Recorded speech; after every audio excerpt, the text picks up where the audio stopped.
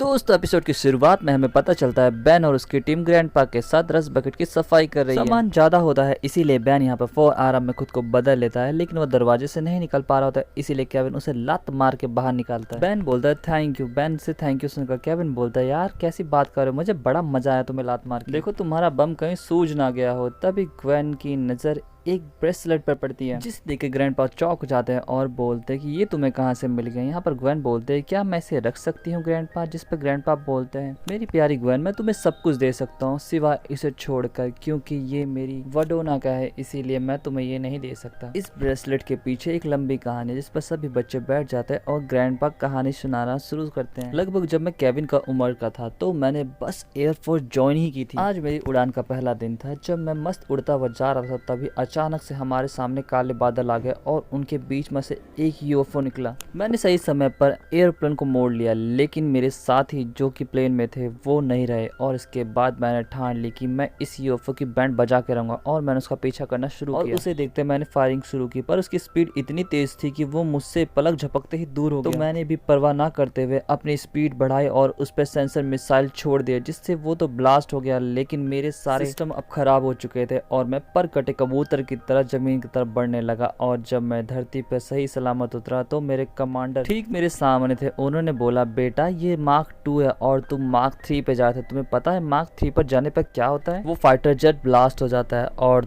तुम अलग से किससे बना रहे हो कि तुमने एक यूएफओ को देखा। और इसके साथ ही ग्रैंडपा ने बोला कि मैं आपको समझा सकता हूँ सर, जिस पर सर कहता है घंटा मुझे समझना ही नहीं है, तुझे मैं निकाल रहा हूँ अपनी एयरफोर्स। तभी वहाँ पर एक बड़े ऑफिसर आते हैं और बोलते हैं कि मुझे तुमसे बात करनी है टेनिस, जल्दी से मेरे कैबिन में आओ। इसके बाद जब मैं कैबिन में गया तो उन्होंने बताया कि तुम बोल रहे थे तुमने एक यूएफओ को देखा, तुम बहुत ही अच्छे पायलट हो, तुम सब जगह अव्वल आए हो और तुम्हारा रिकॉर्ड भी काफ़ी अच्छा है, लेकिन तुम्हारे इस रवैये के चलते तुम्हारे कई केसेस भी हैं। जिस पर मैंने कहा कि सर वो केसेस जब बने जब मेरे कमांडिंग ऑफिसर गलत थे। चलो मान लिया बेटे तुम किसी और ही सर्विस के लिए बनो, मैं तुम्हें एस्ट्रोनॉट प्रोग्राम के लिए असाइन करता हूँ, इसलिए तुम जाओ अपना वीकेंड एंजॉय करो। और मैं हमेशा की तरह अपने अड्डे पर पहुंचा, लेकिन आज मैं उदास था। आज मेरे लिए बहुत बड़ा दिन था, लेकिन मेरे साथ सेलिब्रेट करने के लिए कोई नहीं था, इसीलिए मैं बार की ऑनर मैरी से बात करने लगा। लेकिन तभी एक खूबसूरत लड़की आकर मेरे पास बैठ गई। वो खूबसूरत लड़की कोई और नहीं बल्कि तुम्हारी ग्रैंडमा वडोना थी। इतनी खूबसूरत लड़की मैंने आज तक नहीं देखी थी। मैंने उसके साथ फ्लर्ट करना शुरू किया। यहाँ पर उसने भी मुझे अच्छा खासा रिस्पॉन्स दिया। मैंने बड़ाई मारते हुए बोला कि मैं एक एस्ट्रोनॉट हूँ और चांद पे जाने वाला पहला इंसान बनूंगा, जिस पर उसने बोला कि तुम वहाँ पे अकेले पड़ जाओगे। मैंने कहा मैं तुम्हें भी ले चलता, लेकिन कैप्सूल छोटा पड़ जाएगा। तब वडोना ने मेरे माथे पर 2 उंगलियां रखी और कुछ सोचने लगी, जिसके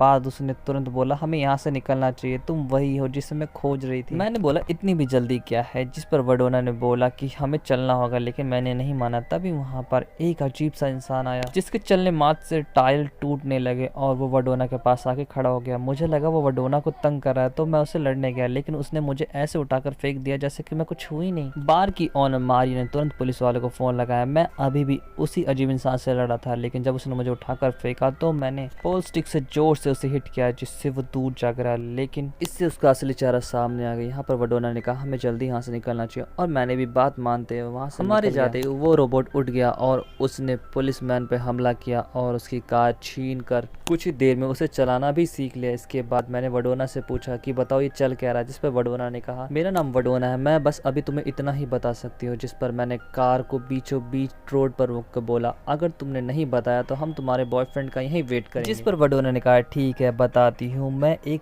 एलियन हूँ जो दूसरी ग्रह से आई हूँ, लेकिन जो मेरे पीछे पड़ा है वो काफी खतरनाक रोबोट है। इससे पहले वडोना कुछ और बता पाती वो रोबोट वापस आ जाता है, जिसकी वजह से ग्रैंडपा को वहाँ से निकलना पड़ता है। पर कुछ दूर पहुँचने के बाद वो उनकी गाड़ी को ओवरटेक करके हिट करने लगता है, जिसके बाद ग्रैंडपा उसे डबल क्रॉस करते हैं और उसकी गाड़ी को ठोक देते हैं, लेकिन यहाँ पर वो बच जाता है और ग्रैंडपा पे हमला करना शुरू करता है। पर ग्रैंडपा को यहाँ दिख जाता है ट्रक सामने गिरा हुआ। यहाँ पे ग्रैंडपा फुल स्पीड में उसी ट्रक की तरफ बढ़ते हैं और एंड टाइम पर मुड़ जाते हैं, जिससे ग्रैंडपा तो बच जाते हैं, लेकिन वो रोबोट जाकर उसी ट्रक में भिड़ जाता है, जिससे एक जोरदार एक्सप्लोजन होता है। यहाँ पर वडोना कहते तो चले यहाँ से, लेकिन वो फिर से ठीक होकर उनके पीछे लग जाता है। पर इस समय वो लोग बहुत दूर निकल चुके होते हैं, तो ग्रैंडपा कार रोकते हैं और पूछते हैं तो हाँ जी मैडम बताइए आपकी क्या कहानी है। जिस पर वडोना बताती हैं कि मैं एक ऐसी एलियन स्पीशीज हूँ जिसके पास कुछ पावर्स है जो उन रोबोट्स को चाहिए, जिस पर मैंने कहा कि तो फिर तुम अपनी पावर्स का इस्तेमाल क्यों नहीं करती, जिस पर वडोना ने बताया इस ब्रेसलेट की वजह से, जिसकी वजह से मेरी ज़्यादातर पावर ब्लॉक हो चुकी है, लेकिन मैं अभी भी टेलीपैथी का इस्तेमाल कर सकती हूँ, इसीलिए मैं तुम्हारा दिमाग पढ़ पाई। मैंने कहा उस रेस्टोरेंट में उसके लिए तुम्हें टेलीपैथी की जरूरत नहीं थी, तुम मुझसे पूछ लेती मैं क्या चाहता हूँ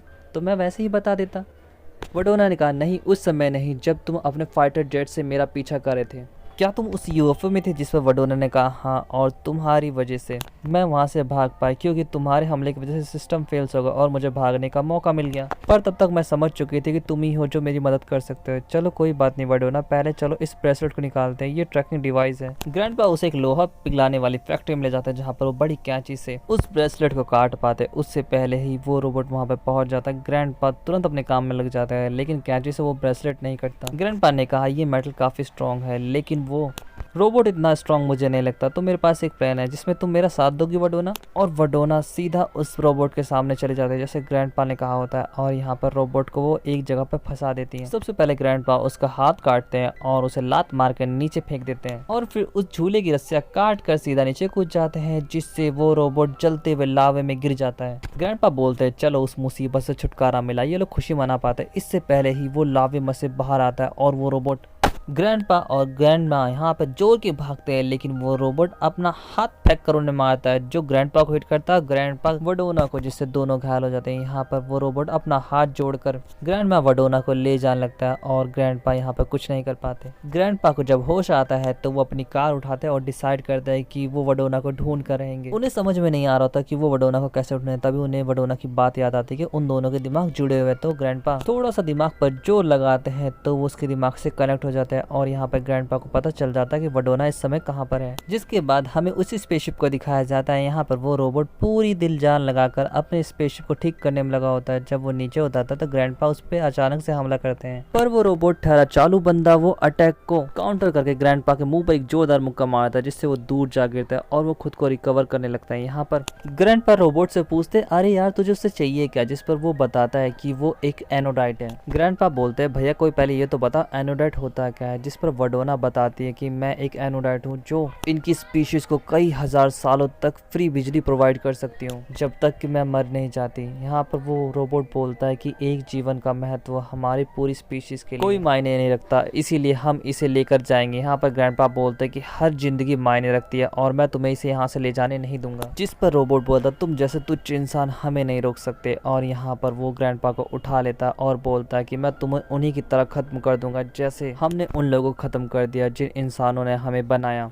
पर तभी वहाँ पर मैजिस्टर लैम्बर्ट प्रकट होते हैं और बोलते हैं कि तुम इस इंसान और उस एनोडाइट को छोड़ दो, जिस पर वो रोबोट ग्रैंडपा को फेंकते हुए लैम्बर्ट पर हमला करता है और लैम्बर्ट यहाँ पर घायल हो जाते हैं। वो रोबोट ग्रैंडपा वडोना को अपने स्पेसशिप में ले जाता है। सबसे पहले मैंने उस प्लम्बर को देखा और उसके बाद उसकी गन को, तो मैंने इस समय गन को ही उठाना सही समझा, जिसे लेकर मैं उसके स्पेसशिप में घुस गया। यहाँ पर वो ग्रैंडमा को एक चैम्बर में बंद करके अपने यूएफओ को उड़ान के लिए तैयार करने लगा। तभी मैं उसके सामने पहुंचा। मैंने कहा कि हाथ ऊपर करो। यहाँ पर उसने कहा कि तुम्हारी ये गन मेरा कुछ नहीं उखाड़ सकती। वडोना ने यहाँ पर टेलीपैथिक के द्वारा बताया कि ये पावर स्पेयर से खत्म हो सकता है, तो ग्रैंडपा ने सीधा उसी पावर स्पेयर पर हमला कर दिया, जिससे वो अनस्टेबल हो गई। यहाँ पर रोबोट उसे स्टेबल करने में लग गया और सही समय देखकर मैं और वडोना वहाँ से बाहर निकल आया। अब ये पावर स्पेयर इतना हीट हो चुका था जिसकी वजह से हमारे निकलते ही उस स्पेसशिप में इतना जोर का ब्लास्ट हुआ कि हम लोग एक पत्तों की तरह उड़ गए, लेकिन सभी सही सलामत थे। यहाँ पर वडोना का वो ब्रेसलेट भी अब हाथ से उतर चुका था, इसीलिए वडोना अपनी पूरी पावर का इस्तेमाल कर पाई थी। वडोना मेरे पास है, उसने मुझसे बोला कि तुम्हारी वजह से आज मैं आज़ाद हो पाई हूँ, तो मैं तुमसे कुछ पूछना चाहती हूँ। मुझे पता है कि तुम मुझसे प्यार करते हो, मैं भी तुमसे प्यार करती हूँ, तो क्या तुम मेरे साथ मेरी दुनिया में चलना चाहोगे? ग्रैंडपा ने बोला ये आज का मेरा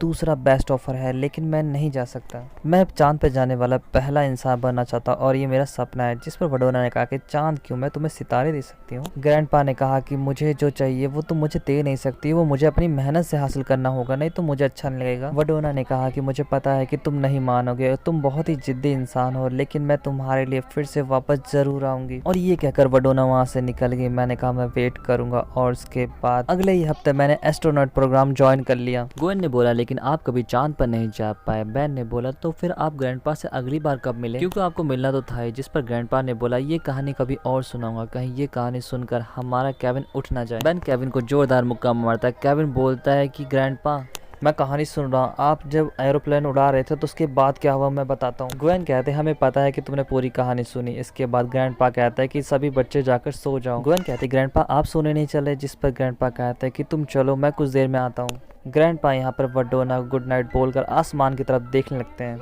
और दोस्तों इसके साथ ही एपिसोड यहाँ पे खत्म हो जाता है। आपको एपिसोड कैसा लगा जरूर बताएं। चैनल को लाइक और सब्सक्राइब करना ना भूले। Thanks for watching, sayonara.